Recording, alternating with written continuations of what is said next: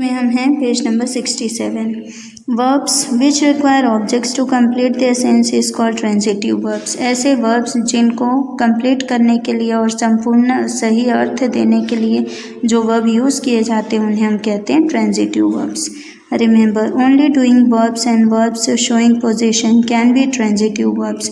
हमेशा करता काम करने वाला जो वर्ब होगा या फिर पोजीशन बताने वाले जो वर्ब्स होते हैं उन्हें ही ट्रांजिटिव वर्ब्स कहलाते हैं। इनट्रांजिटिव वर्ब्स, अब इनट्रांजिटिव वर्ब्स हम कैसे कहते हैं, क्यों कहते हैं? Read this sentences. Jiya laughed, the baby cried. These sentences are complete and do not require any object to complete their meanings. अब ये जो दो सेंटेंस ये भले ही छोटे हैं लेकिन ये संपूर्ण माने जा रहे हैं, इनको सही अर्थ मिल चुका है। तो verbs that make complete sense without objects are called intransitive verbs। अब ये रही इसकी डेफिनेशन। ऐसे verbs जिनको ऑब्जेक्ट्स की ज़रूरत नहीं पड़ती, वो खुद अपने आप में सही सही अर्थ दे देते हैं, उसे हम कहते हैं intransitive verbs। ये आपकी डेफिनेशन है। This you have to write it in your notebook. अब आगे बढ़ते हैं। verbs of incomplete prediction and complements। अब ऐसे वर्ब्स जो कि इनकम्प्लीट प्रेडिक्शन यानी कि अधूरा मतलब देते हैं और कॉम्प्लीमेंट्स भी बताते हैं। Read this groups of words. Mrs Kumar was, the baby appears. The verbs in this sentences was appears cannot make complete sense by themselves and they don't express any action or show position. अब यहाँ पे verbs जैसे कि was और appears जो है वो अपने आप में पूरे नहीं माने जा रहे हैं, अधूरे लग रहे हैं, लेकिन they don't express any action, क्योंकि वो कोई एक्शन नहीं बता रहे हैं या कोई पोजीशन नहीं बता रहे हैं, इसीलिए वो इनकम्प्लीट माने जा रहे हैं। Now read this sentences. Mrs Kumar was a teacher, the baby appears sleepy.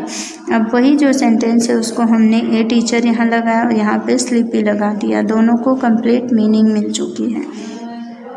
Now the above sentence make complete sense because some words a teacher and a sleepy have been added to words given in 1 and 2 respectively। अब यहाँ पे पहले वाले में हमने a teacher और दूसरे वाले सेंटेंस में स्लीपी लगा दिया, जिसकी वजह से सेंटेंस 1 और 2 को सही से अर्थ मिल गया है। अब ये रही उसकी डेफिनेशन, ये लिख लेना है नोटबुक में। A verb which does not express any action or show position and needs the help or presence of some word or words to make sense is called a verb of incomplete predication.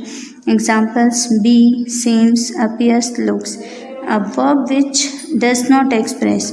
अब ऐसे verbs जिससे हमें किसी action का या किसी की position का या किसी की ज़रूरत का एहसास, प्रेजेंस का पता नहीं चल पाए, ऐसे वर्ड्स को हम कहते हैं वर्ब ऑफ इनकम्प्लीट प्रेडिकेशन यानी कि अधूरा अर्थ।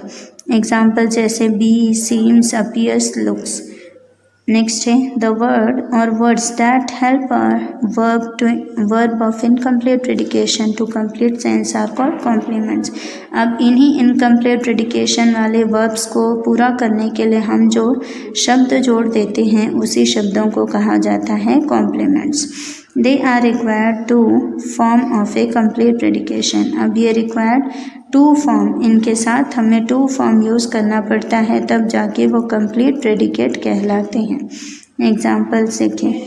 पहला है रिमेंबर। रिमेंबर में आपको क्या याद रखना है? Transitive verbs need objects to make sense. Intransitive verbs make sense by themselves, they do not require objects. Verbs of incomplete predication need words not objects to make complete sense. अब 3 चीज़ें ध्यान रखनी है। क्या? Transitive verbs needs object to make sense. Transitive verbs में हमेशा object की ज़रूरत पड़ती है सही अर्थ देने के लिए। Intransitive verbs make sense by themselves, जबकि इनट्रांजिटिव वर्ब्स जो होते हैं वो अपने आप में ही अर्थ संपूर्ण मिल जाता है उनको। दे डू नॉट रिक्वायर ऑब्जेक्ट्स, उनको ऑब्जेक्ट्स की कोई ज़रूरत नहीं होती या ऑब्जेक्ट्स की सहायता से नहीं, वो खुद अपने आप में एक अर्थ देता हुआ वाक्य होता है।